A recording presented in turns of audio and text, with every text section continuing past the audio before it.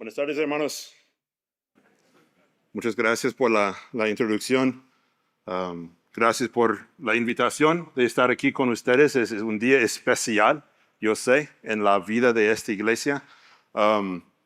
Y como dicen, pues, tal vez soy un hermano querido, pero esa es una iglesia querida por nuestra parte también. Yo creo que ustedes han conocido a varios directores de nuevas tribus a través de los años. Al hermano Marcial Millican.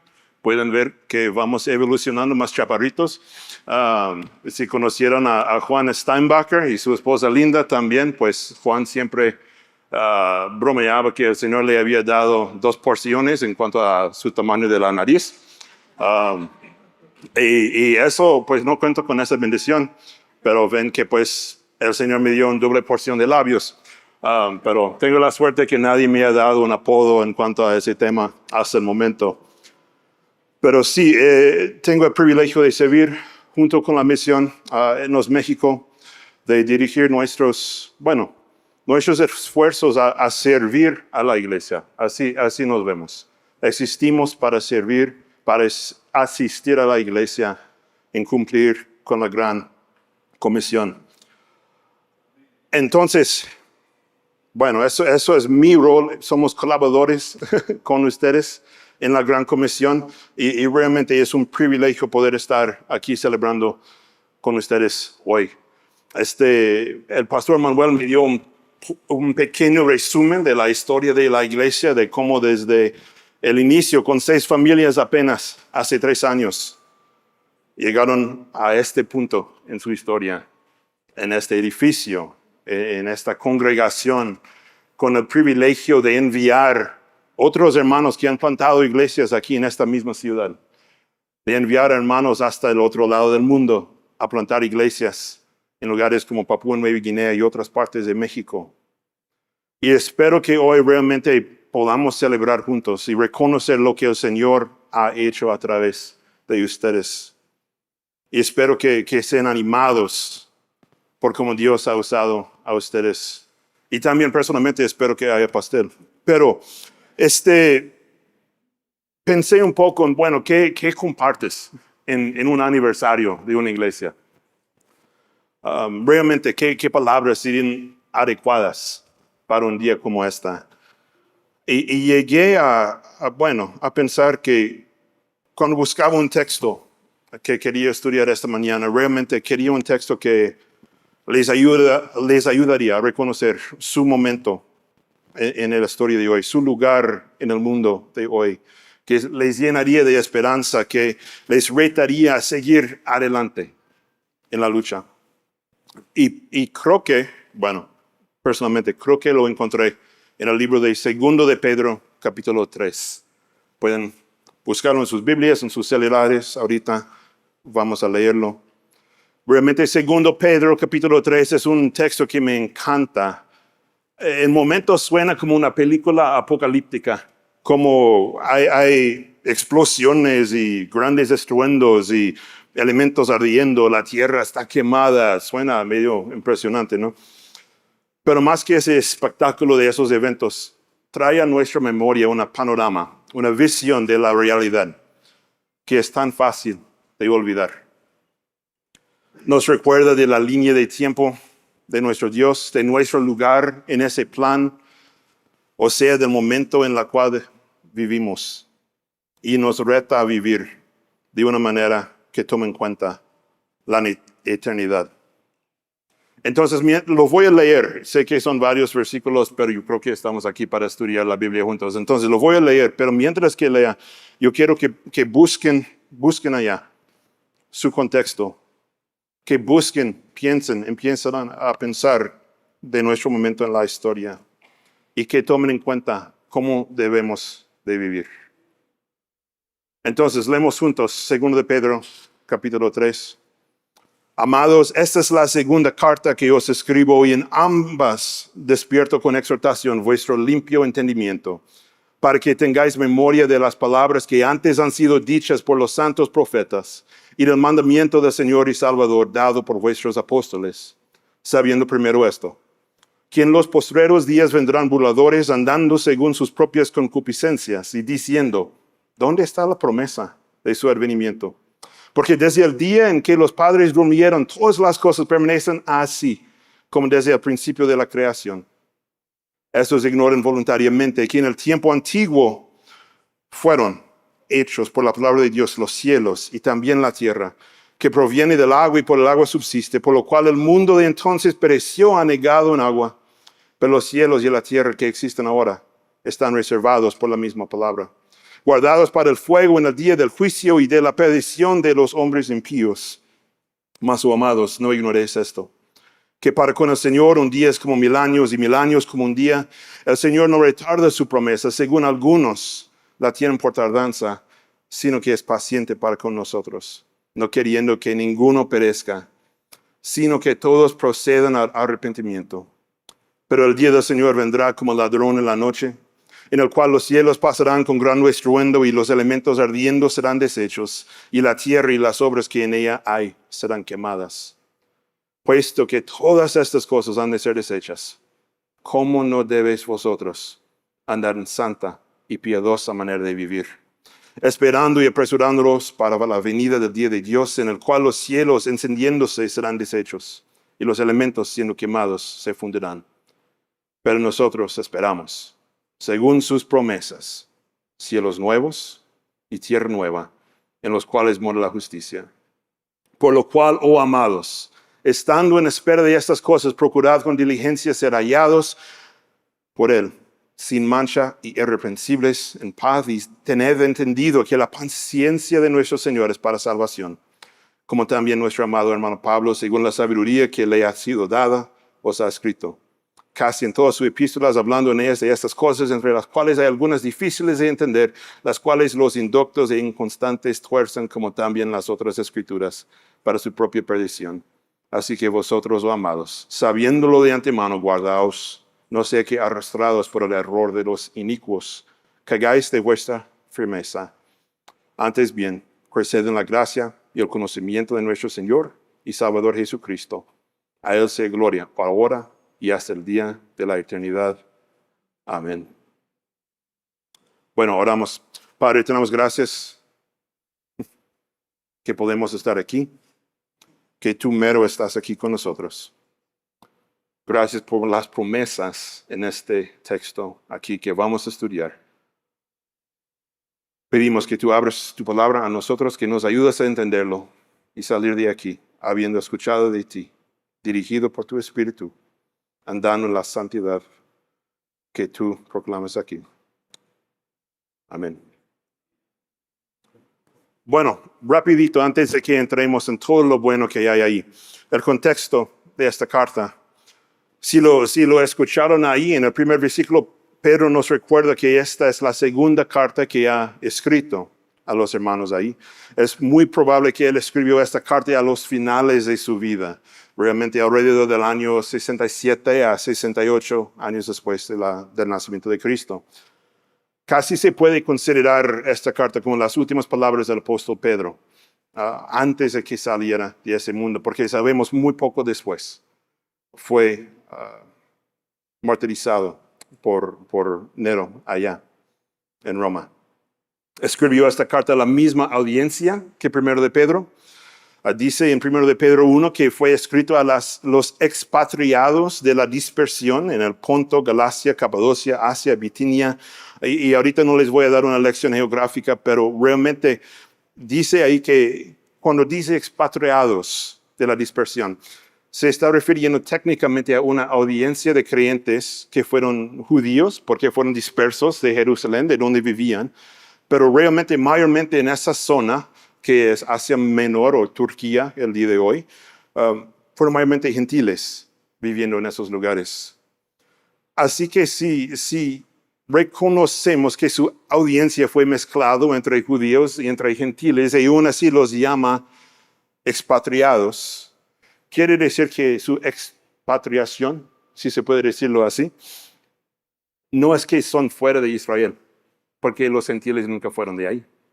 Más bien es que son expatriados de su hogar eterno. O sea, son extranjeros en este mundo y por eso son expatriados. Y en ese sentido, nosotros mismos, siendo creyentes en este mundo que no es nuestro hogar, también somos expatriados. Y así que yo veo que esta carta que fue escrita a los expatriados de ese día también está escrito a nosotros. O sea, esta carta es para nosotros también. Así que las lecciones que podemos sacar, que vemos ahí, yo pienso, podemos aplicarlas directamente a nuestras vidas también. Y quiero repetir que los 3 puntos que yo veo ahí, que quiero aplicar a nuestra vida en este momento, serían que debemos conocer nuestro contexto, que debemos recordar nuestro momento en la historia de Dios y que debemos vivir en la luz de la eternidad. Como digo, aplican tanto en la iglesia de ese tiempo como en la iglesia del Cordero en este día también. Entonces, yendo al texto, el primer punto que vemos ahí, debemos conocer nuestro contexto. Creo que no es una sorpresa que nosotros vivimos en un contexto hoy en día en el cual el cristianismo, o sea, el evangelicalismo, no es necesariamente la religión ni la cosmovisión más popular. Es más común escuchar a la gente decir que lo más importante es ser feliz, es estar con la familia, es ser una buena persona, que realmente es creer en el Evangelio de Jesucristo y aplicarlo a tu vida. Algunos lo rechazan por completo, negando la historia de la creación, optando por la evolución o otra teoría. Tal vez niegan la existencia de nuestro Dios, prefiriendo algo más empírico, algo más natural. O puede ser que simplemente no pueden creer en la idea de que un hombre podría resucitarse de la muerte. Pero la mayoría de la gente, especialmente aquí en un contexto religioso, más bien yo creo que dicen que creen en Dios, pero con sus acciones comunican que no creen que Él está presente ni activo en nuestro mundo. Y eso es nuestro contexto. Hoy se ve bastante parecido a lo que Pedro escribe ahí en versículos 3 a 5. Porque ahí Pedro escribe, sabiendo primero esto, que en los postreros días vendrán burladores, andando según sus propias concupiscencias, diciendo, ¿dónde está la promesa de su advenimiento? Estos ignoran voluntariamente que en el tiempo antiguo fueron hechos por la palabra de Dios los cielos y también la tierra que proviene del agua y por el agua subsiste. Y Pedro empieza ahí diciendo, sabiendo esto, lo enfatiza para conectarlo a lo que dijo en versículo 2, que tengáis memoria de las palabras que antes han sido dichas por los santos profetas. O sea, eso fue profetizado desde hace muchos años y lo debemos saber. No debe de ser una sorpresa, realmente, que hay gente burlándose del Evangelio, ni de nosotros. Y aunque dice Pedro que eso pasará en los postreros días, realmente ya estaba pasando en el tiempo en lo cual escribía. Si vuelvas a capítulo 2 de esta misma carta, ahí Pedro está hablando de falsos maestros, de falsos profetas. Y si lees tu Nuevo Testamento, tú sabes, es un tema recurrente. Aparece en Mateo, en Marcos, en Hechos, Romanos, 2 de Corintios, Colosenses, 1 de Timoteo, 2 de Timoteo, 1 de Juan, 2 de Juan, Judas, Apocalipsis, está realmente en la mitad del Nuevo Testamento. Este tema de que hay falsos maestros, hay falsos profetas que se burlan de la verdad del Evangelio. O sea, el fenómeno de la oposición al Evangelio no es guardado para los postreros días. Ya pasaba y sigue pasando. Y es el contexto en lo cual la iglesia opera. Ya ha operado por años y debemos simplemente reconocer eso. Es el contexto en el cual esta iglesia fue plantada y sigue existiendo. Y debemos reconocer que como seguidores de Cristo vamos a encontrar gente opuesta a las verdades que predicamos. ¿Y cómo son esa gente? Pues ahí Pedro lo dice, son burladores. En otras traducciones dice gente blasfema, gente burlona, burladores que se reirán de la verdad. En el griego me gusta eso más que todo, burladores que vienen burlándose. La idea es que son gente que se burlan de cosas de las cuales no se debe burlar. ¿Y de qué se burlan? ¿Qué dicen? Ahí está en versículo 4. Dicen, ¿dónde está la promesa de su advenimiento? O sea, en la Nueva Traducción Viviente, ¿qué pasó con la promesa de que Jesús iba a volver? Básicamente se burlan del hecho de que Cristo prometió volver y todavía no ha vuelto. Y su argumento está ahí. Está basado ahí en esa preposición que proponen ahí en versículo 4. Dicen, todas las cosas permanecen así, como desde el principio de la creación. O sea, dicen que desde el principio del mundo todo sigue igual. No ha habido ninguna interacción de Dios. Él no ha interferido en este mundo. O en otras palabras, aquí estamos y aquí seguimos y Dios hizo todo y nos dejó aquí solos. Parece esa analogía del relojero, la teología del relojero que hace un reloj y lo deja ahí y se sale del cuarto. Entonces, si un Dios no interactúa en este mundo, pues, ¿cuándo enviaría a su Hijo aquí? ¿Cuándo habría cualquier juicio por lo que pasa aquí? Y donde eso les lleva a estos burladores, en versículo 3 dice, andan según sus propias concupiscencias. O sea, siguen sus malos deseos, en otras traducciones. Y podemos ver cómo llegan ahí, porque realmente si Dios no interactúa en nuestras vidas ni en nuestro mundo, si es un relojero desinteresado, que no va a enviar ni juicio, ni su Hijo, si nos ha dejado aquí, pues ¿qué más hay? Pero seguir a nuestros propios deseos, ¿no? Comamos y bebamos, porque mañana moriremos. Esto es el contexto en el cual vivimos, ¿no? En gran sentido también. Gente buscando su propio placer en lugar de buscar a Dios. Pero Pedro nos afirma ahí otra vez. Dice que cuando dicen esas cosas, ellos ignoran voluntariamente, en versículo 5, una cierta verdad. Como dice en el versículo 4, que en el tiempo antiguo fueron hechos las cosas por la palabra de Dios, los cielos, también la tierra. O sea, que una vez ya el Dios del universo intervino en nuestro mundo, lo hizo cuando creó todo. En versículo 6, Pedro repite, por lo cual el mundo de entonces pereció anegado en agua, refiriendo al diluvio, ¿no? O sea que luego en esos días de Noé, otra vez Dios intervino en nuestro mundo cuando inundó todo el mundo. En otras palabras, Pedro está diciendo, está rechazando su argumento, está diciendo, mire, pues Dios sí interactúa aquí. Lo ha hecho antes, pues ya 2 veces mínimo. La creación realmente demuestra que sí Dios interviene en nuestro mundo y por implicación entonces Dios seguirá interviniendo y actuando en este mundo. Y eso, Iglesia del Cordero, en su 30º aniversario es exactamente donde se encuentran, creo.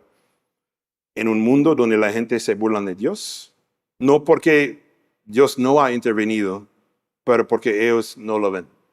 Como Pedro dice, lo ignoran voluntariamente. Y ustedes lo saben, la gente sí se burla de nuestro Dios, de nosotros, de nuestros valores, pero nosotros sabemos cómo es nuestro Dios, ¿no? Sabemos que está aquí, sabemos que sigue obrando, sabemos las historias que hemos visto en el Antiguo Testamento, que nuestro Dios da hijos a los estériles, da libertad a los esclavos, provee pan del cielo, carne en el viento, agua de una piedra, hace paredes tumbar, gigantes caer, las bocas de leones cerrar.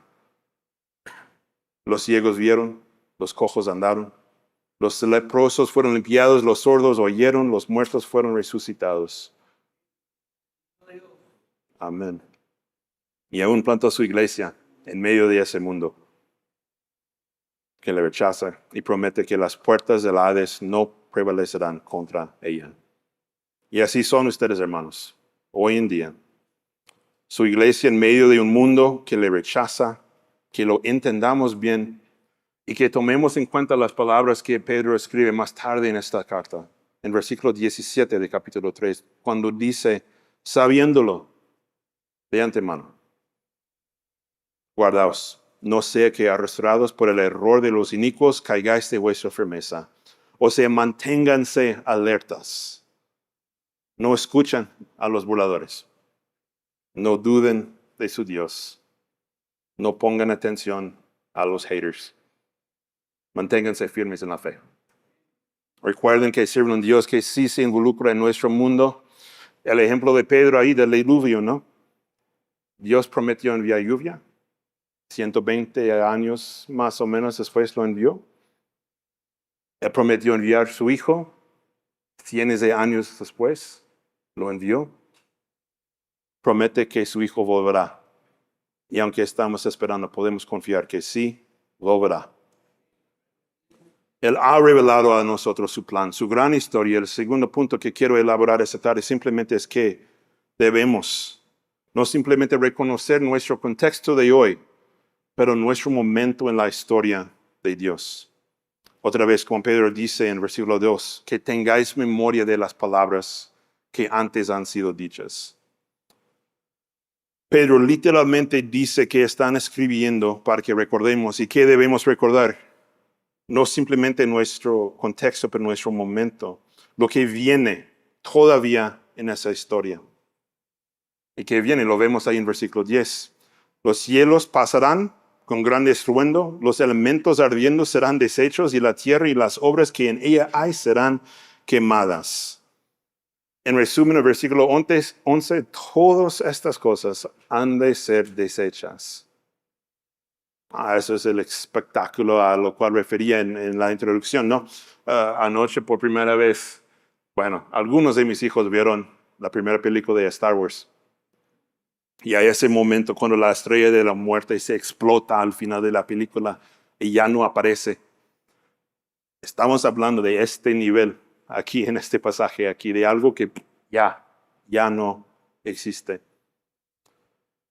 Entonces Pedro dice que debemos recordar que estamos en un momento cuando están los burladores y es un tiempo que precede al tiempo cuando ese día vendrá, ese día de juicio. Pedro lo nombra y no es un nombre único a Pedro. Realmente vemos ese término, el día de juicio, en bastantes pasajes en las Escrituras. Están las profetas, están los evangelios, están las epístolas que vemos en el Nuevo Testamento. Y refiere a ese día cuando los hombres y las mujeres impíos serán juzgados y perdidos y el mundo terminará. O como dice Pedro, todas estas cosas serán deshechas. Todas esas cosas, los cielos, la tierra, los elementos. Y esa palabra deshecha, realmente en griego se refiere a la palabra disolver. Si piensas en echar suero en un vaso de agua y lo mezclas y todo eso, ¿y qué queda de suero? Pues ya no lo ves, ya se disuelve, ya no se ve. Eso es a lo cual Pedro refiere en cuanto a qué va a pasar. Y como digo, no es algo que simplemente Pedro describe. El apóstol Juan en Apocalipsis escribe sobre este evento también en capítulo 20, versículo 11 y 12. Cuando él escribe, vi un gran trono blanco y al que estaba sentado en él, delante del cual huyeron la tierra y el cielo, y ningún lugar se encontró para ellos. Y vi a los muertos, grandes y pequeños, de pie ante Dios, y los libros fueron abiertos, y otro libro fue abierto, el cual es el libro de la vida. Y fueron juzgados los muertos por las cosas que estaban escritas en los libros, según sus obras. Juan lo describe prácticamente igual, ¿no? La tierra y el cielo se huyen, desaparecen, y los muertos están juzgados. Entonces aquí Pedro nos recuerda que el mundo va en marcha a estos eventos, al día de juicio, al final de todo. Pero no lo debemos temer, porque si hemos creído en Cristo, pues nuestros nombres están en ese mismo libro de vida que menciona Juan. O sea, este juicio no es para nosotros. Y sé que estoy metiéndome en escatología, entonces perdónenme, pastores, si me quieren corregir después. La escatología siempre es algo interesante, pero así lo veo yo. Entonces lo voy a explicar de mi punto de vista. Pero así lo creo, que ese juicio no es para nosotros. Si nuestros nombres están en el libro de la vida, pues no nos tocará. Los que serán juzgados, claro que sí, pues para ellos será un día de temor, de terror, de juicio. Pero la audiencia de esta carta es creyentes. Y yo no veo eso aquí. Pedro no está hablando de que no, pues que tengan miedo o algo así. De hecho, él refiere a ese evento diciendo ahí, en el versículo 9, que es una promesa de Dios que vendrá para nosotros. No, y una promesa no es algo terrible, es algo bueno.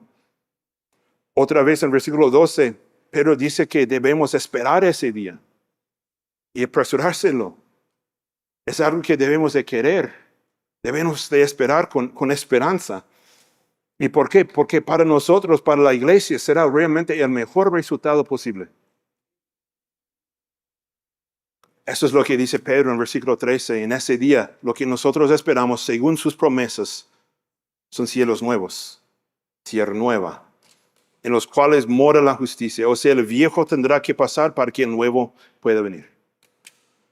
Y no simplemente ahí mora la justicia. Juan dice en Apocalipsis 21, 1-4, que ahí morará nuestro Dios. Él escribe y dice, vi un cielo nuevo, una tierra nueva, porque el primer cielo y la primera tierra pasaron, el mar ya no existía más, y yo, Juan, vi la santa ciudad, la nueva Jerusalén, descender del cielo de Dios, dispuesta como una esposa ataviada para su marido. Y oí una gran voz del cielo que decía, he aquí el tabernáculo de Dios con los hombres, y Él morará con ellos, y ellos serán su pueblo, y Dios mismo estará con ellos como su Dios. Enjugará Dios toda lágrima de los ojos de ellos, y ya no habrá muerte, ni habrá más llanto, ni clamor, ni dolor, porque las primeras cosas pasaron. Y eso es lo que queda para ustedes, Iglesia del Cordero. Estar con Dios en el nuevo cielo, la tierra nueva, para siempre, donde no hay muerte, ni llanto, ni clamor, ni dolor. Sí vendrá ese día de juicio vendrá. Y estará deshecha todas estas cosas. Pero luego vendrá algo mejor. Como dice Juan, Él estará con nosotros ahí. Que quiere decir que nosotros mismos ahí estaremos. Y ese fue el plan desde la creación, ¿no? No lo has pensado. Empezó con todo nuevo. Así empieza la historia, ¿verdad? Y al final está la tierra nueva. Así termina. Empezó con la gente allá en la presencia de Dios, en el jardín de Dios, en el jardín de Edén, perdón. ¿Y cómo termina? Ahí, nosotros con nuestro Dios, otra vez en su presencia.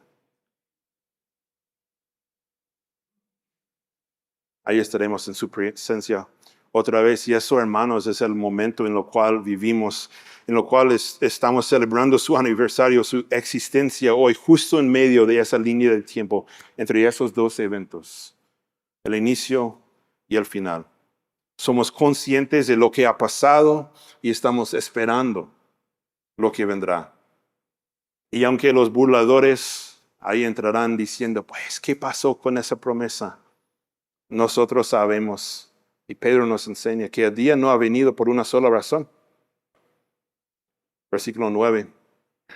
Es paciente para con nosotros, no queriendo que ninguno perezca, sino que todos procedan al arrepentimiento. Y bueno, al invitar a un misionero a compartir, saben que va a compartir ese versículo o la Gran Comisión. Tengo las dos. Pero no, dice ahí, dice, y tened entendido que la paciencia de nuestro Señor es para salvación. O sea, Él no retarda su promesa, no está siendo lento, pero literalmente nos introduce ahí el concepto de la matemática de Dios. Algunos tal vez han escuchado de la matemática de las chicas, cuando dicen que al comprar algo de oferta están ahorrando dinero, aunque gastaron dinero en la compra. Eso no es lo mismo, es un poco diferente. La matemática de Dios dice en versículo 8, un día es como 1000 años, 1000 años como un día. O sea, para Dios es como que han pasado 2 días desde que Cristo resucitó. No parece mucho tiempo, ¿no? Aunque para nosotros han pasado 2000 años. Y ahí entra otro chiste, pues no sé si lo saben, pero hubo un hombre un día que dijo a Dios, ¿lo conocen? Un hombre dijo a Dios, para ti, ¿qué es 1 billón de años? Y Dios le respondió, dijo, es un segundo. Y luego preguntó a Dios, ¿y para ti, Dios, qué es 1 billón de pesos? Y Dios respondió, 1 centavo. Y el hombre pensando dijo a Dios, ¿me darás 1 centavo? Y Dios dijo, sí, nomás dame 1 segundo. Pero bueno, Dios está esperando un segundo, está esperando un momentito para Él. No para darnos un centavo, hermanos, pero para algo mejor y mayor. No quiere que ninguno perezca, sino que todos procedan al arrepentimiento. Y eso no quiere decir que todos serán salvos. Todavía tenemos voluntad propia. Pero es su deseo que todos sean salvos. Y está dando tiempo para que la gente sea salva. ¿Han considerado, hermanos, que la razón que ustedes aquí como iglesia están esperando la venida de Cristo, esperando que ese día viene, es simplemente porque viven justo en medio de ese tiempo de la historia, cuando Dios está dando más tiempo para que tu vecino crea, para que tu familiar crea, tu padre, tu hijo, tu abuelo, tu tío, tu primo, para que tu compañero, tu jefe, tu coobrero, para que ellos sean salvos? Para que las naciones, los que no han escuchado, los no alcanzados, los guarajillos, los nacanay, los triquis, para que sean salvos. Han pensado que viven en este tiempo cuando Dios está esperando para que los mixtecos y los zapotecos y los tarumari y los tepehuan y los cori y los huichol y los purépechan y los celtales y los sociles y los soquis, los yaquis, los mijes, los choles, bueno, pues ni tengo tiempo para mencionar todo lo que hay simplemente aquí en México. Si pensamos en el mundo, los Balkar, los Patari, los Rohingya, los Takpa, las Fulata, los Kurachay, los Garbi, los 7,000 grupos todavía no alcanzados. Dios está dando chance a ellos para que sus voces sean incluidas en esa multitud, clamando alrededor del trono de Dios. La salvación pertenece a nuestro Dios que está sentado en el trono y al Cordero. No puedo leer esto y llegar a otra conclusión, hermanos. Que el día de juicio, la venida del Señor, no han llegado simplemente porque Dios quiere que más gente sea salva antes de que vengan. Porque ya que venga en el momento de creer, ya habrá pasado. Entonces, Iglesia del Cordero, recuerden que viven en ese momento en la historia. En ese momento cuando Dios está esperando para que más gente sea salva. Ese es su momento en la historia de Dios. Y me anima, quiero decir, su participación en esa gran comisión de ver a la gente salva, de ver a los no alcanzados salvos. Ánimo, hermanos, que sigan adelante. Y que todos nosotros, considerando estas cosas que vendrán, tomaremos en cuenta las palabras del famoso Warren Wiersbe, que dice que el propósito de estas verdades proféticas no es la especulación, sino la motivación. Entonces, ¿cómo debemos vivir? Entonces, a la luz de ese momento en la historia, el tercer punto. Pues Pedro nos deja unas instrucciones ahí, tal vez notaste. Dice en versículo 11 y 12. Puesto que todas estas cosas han de ser deshechos, ¿cómo no debéis vosotros andar en santa y piadosa manera de vivir, esperando y apresurándonos para la venida del día de Dios? En versículo 14 dice, por lo cual, oh amados, estando en espera de estas cosas, procurad con diligencia ser hallados por Él, sin mancha y irreprensibles, en paz. En versículo 18 dice, antes bien, creced en la gracia y el conocimiento de nuestro Señor y Salvador, Jesucristo. Tres cosas que veo ahí en común, y eso prácticamente es otra predicación, pero no voy a tomar tanto tiempo. Pero son vivir de manera santa y piadosa, esperar y apresurar la venida de Dios y crecer en la gracia y conocimiento de Jesús. El primero ahí, vivir de manera santa y piadosa. Aquí Pedro escribe esa palabra andar en una santa y piadosa manera. Y esa palabra en el griego es conducir. Así que tiene el sentido de como un director de orquesta sinfónica conduce y coordina la orquesta. O más simplemente como un conductor de un carro detrás del volante ahí maneja su carro. Y si en ese ejemplo el carro es yo, realmente no importa si soy un Mercedes o un Subaru. importa en qué camino yo ando. Y ese camino en el cual debemos de andar es la santidad. La manera en la cual conducimos nuestras vidas sí importa. La dirección en la cual manejamos importa también. ¿Y por qué? ¿Por qué es tan importante que Pedro lo pone ahí? Pues exhortándonos a vivir vidas santas y piadosas. Pues yo creo que su primera carta nos ayuda ahí. Dice en 1 de Pedro, capítulo 1, versículo 14 y 15, ahí Pedro escribe que como hijos obedientes, no os conformáis a los deseos que antes teníais estando en vuestra ignorancia, sino como aquel que os llamó es santo, sed también vosotros santos en toda vuestra manera de vivir. Porque escrito está, sed santos porque yo soy santo. O sea, debemos ser santos porque nuestro Dios es santo. Y Él nos ha llamado, nos ha apartado, esa es la definición de santo, ¿no? Como suyo. Así que debemos andar en santidad, porque Él anda en santidad. Queremos ser no simplemente con Él, pero como Él, transformado a su imagen. Pero también escribe que nuestra santidad puede llevar a los inconversos a glorificar a Dios. Sigue Pedro en 1 de Pedro, capítulo 12, versículos 11 y 12. Ahí dice, amados, yo os ruego, como a extranjeros y peregrinos, que os abstengáis de los deseos carnales, que batallan contra el alma, manteniendo buena vuestra manera de vivir entre los gentiles, para que en lo que murmuran de vosotros como de malhechores, glorifiquen a Dios en el día de la visitación, al considerar vuestras buenas obras. O sea, vivimos en un tiempo cuando Dios está esperando que más gente sea salva, ¿no? Y si vivimos en santidad, aún los que murmuran de nosotros, hasta los burladores, tal vez, nos considerarán y glorificarán a Dios. Ahora, eso es el por qué. ¿Cómo lo hacemos? ¿Cómo podemos nosotros manejar vidas santas e irreprensibles? Hallados sin mancha y irreprensibles.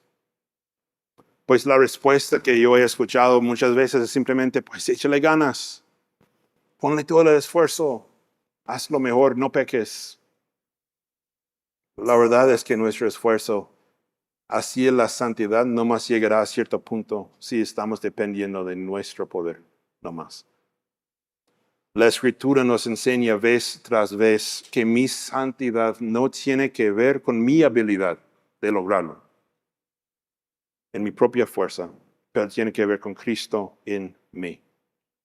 Él nos ha dado su santidad, nos ha dado su vida, y lo que nos toca es simplemente andar en su santidad, porque sabemos que no podemos lograr nada aparte de Él. Y eso incluye la santidad. Así que viviendo vidas santas y piadosas requiere la muerte de nuestra carne, requiere que nosotros morimos, que ya no vivo yo, mas Cristo vive en mí. Porque ¿de dónde vendría mi santidad cuando ni soy santo? Mi carne no tiene nada de santidad en sí. Pero Cristo sí es santo. Y al creer en Él me ha imputado su propia santidad. Así que vivir vidas santas y piadosas quiere decir someter mi voluntad, mi ser a Él, caminar en su santidad para que mi vida sea santa, porque realmente es su vida en mí. Así y únicamente así podemos vivir en santidad. La segunda manera, creo que está ahí, en lo cual debemos responder a este momento. La manera en que debemos vivir en la luz de la eternidad es esperar y apresurar, como dice en versículos 12 y 13, esperando y apresurándoos para la venida del día de Dios, en el cual los cielos encendiéndose serán deshechos. Realmente esta cláusula ahí simplemente describe lo que viene antes, lo anterior. Por las mismas razones que ya expliqué, pues, es que cuando vivimos vidas santas y piadosas, esperamos de una manera activa. Algunos al escuchar la palabra esperar piensan en lo que hacen un semáforo.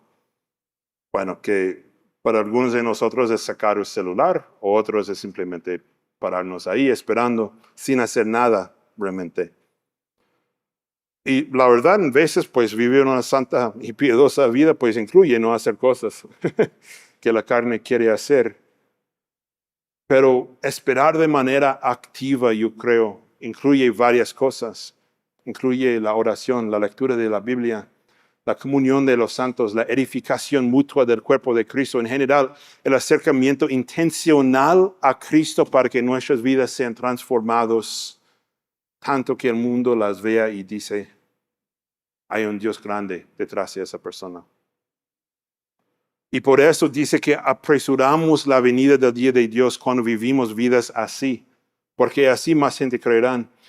Pero yo creo que para ser fiel a todo el proceso, si queremos apresurar el día de Dios, como dice Pedro aquí, si Dios está siendo paciente para que más gente creerán, les tenemos que decir.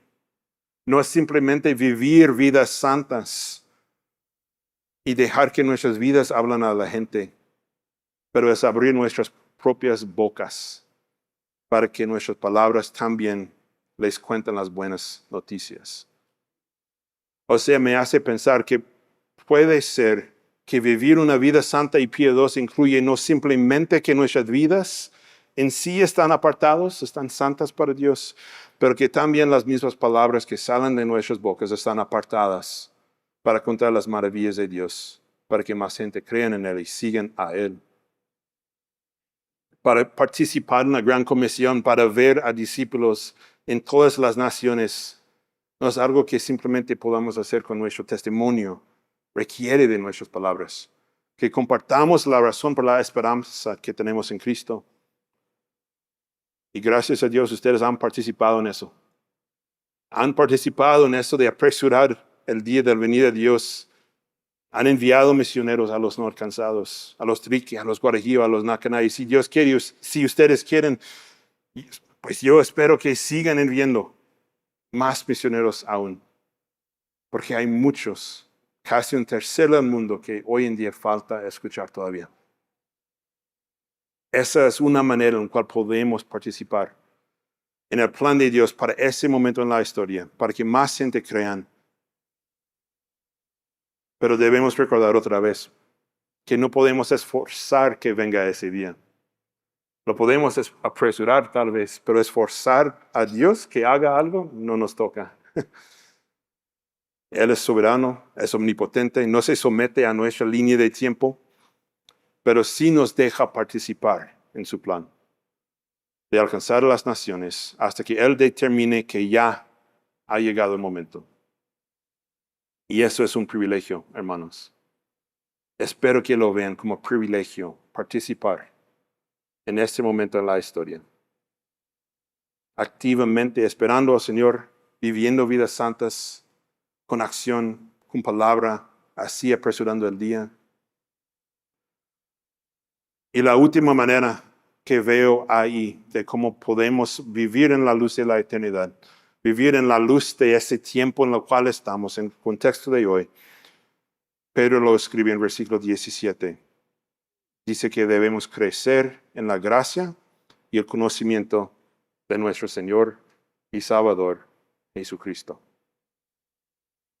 Realmente esas son unas de las últimas palabras que el apóstol Pedro escribe a nosotros y a la iglesia. Es un mandato, deben de notar. Él dice crecer, dice crezcan. Y ese mandato tiene dos partes. Crecer en la gracia y crecer en el conocimiento de Jesucristo. Y los vamos a tratar a partes. Uno, crecer en la gracia.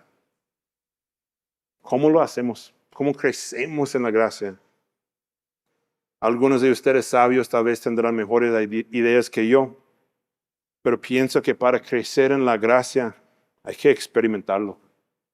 Hay que realmente pues examinar a nuestras vidas, confesar nuestros pecados y disfrutar del hecho de que su gracia nos ha alcanzado. Para crecer en gracia hay que ejercerlo, hay que practicarlo, hay que dar esa misma gracia que hemos recibido a los demás. Perdonar como fuimos perdonados. Para crecer en gracia hay que disfrutar de esa gracia. Incluye dar gracias a Dios, practicar vivas de gratitud, porque por la gracia de Dios somos nuevas creaciones y debemos disfrutar de esa verdad y dar gracias en todas las cosas. De cierta manera, yo creo que crecer en la gracia es de un sentido, es explorar algo que nunca podemos terminar de conocer, de explorar. Pienso en el mar. Si han ido a Mazatlán, no, pues podrían decir que ya conocí el mar ahí. Pero si ven al otro lado, a Cancún, pues ven que el mar se ve diferente. Es otro color, las olas de diferente tamaño. Es el mismo mar, supuestamente, pues se conecta, pero es diferente. Se van a Oaxaca, a las olas ahí de Puerto Escondido, tan bueno para surfear, pues se ve de otra manera. O si se van en una lancha de pescar tan lejos que ya ni se ve la tierra. Te impresiona, te intimida. Dicen que apenas 5% del océano ha sido explorado hasta este día, hasta hoy en día. Creo que la gracia es parecido, que ni podemos terminar de explorarlo. Es tan vasta, es tan grande, y debemos seguir creciendo en la gracia tanto que podamos, entendiéndolo más profundamente, dándolo a los demás. La segunda, pues, dice crecer en la gracia, también crecer en el conocimiento de Cristo. Otra vez, ¿cómo crecemos en el conocimiento de Cristo? ¿Cómo creces en el conocimiento de alguien que no está aquí? Ahorita estoy leyendo una biografía de Abraham Lincoln. Y estoy aprendiendo un montón y pienso que para conocer a alguien que no está, pues lees sobre él, ¿no? Lees lo que otros escribieron sobre él. Lees sus propias palabras y esas tenemos ahí en la Biblia, ¿no? Pero no es que Cristo pues no está aquí. Está. Ha salido, pero también está. Entonces podemos conocer a Él en pasar tiempo con Él, en hablar con Él, en escuchar a Él, en platicar con otros que pasan tiempo con Él, o en otras palabras, orar y escuchar y sentarle con Él, pasar tiempo con el cuerpo de Cristo, con esta iglesia misma. Y ambas y esas cosas aplican para nosotros, porque nuestro Salvador, Jesucristo, está presente. ¿Por qué lo hacemos? Bueno, porque Pedro nos mandó a hacerlo. Pero también Pedro nos mandó a hacerlo, yo creo, con sus últimas palabras de su última carta, su último como testamento a la iglesia. Dice, crecer en la gracia y en el conocimiento de Cristo. Yo creo que eso nos debe hacer pausar un momento.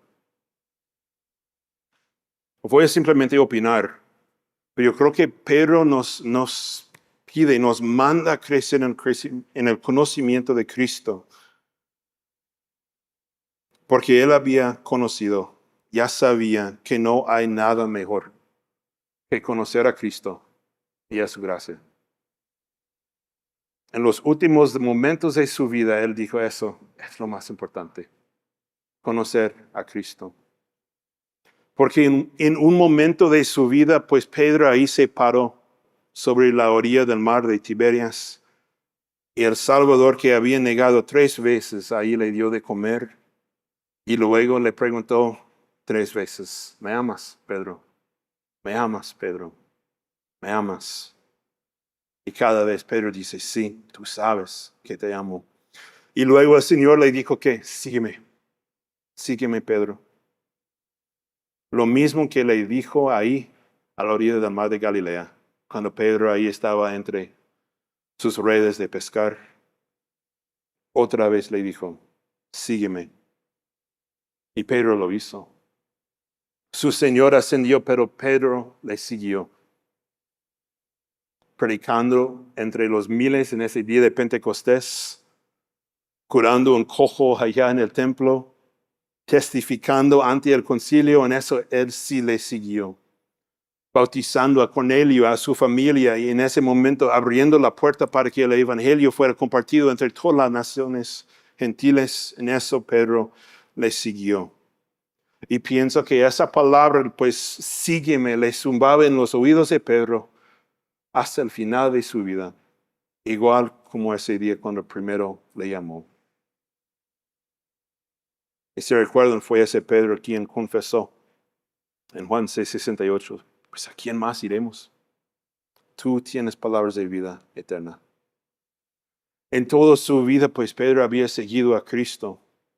Y yo creo que al final de su vida no pudo pensar nada mejor que animar a nosotros, la iglesia, crecer en el conocimiento de ese Salvador que él ya había conocido tan íntimamente.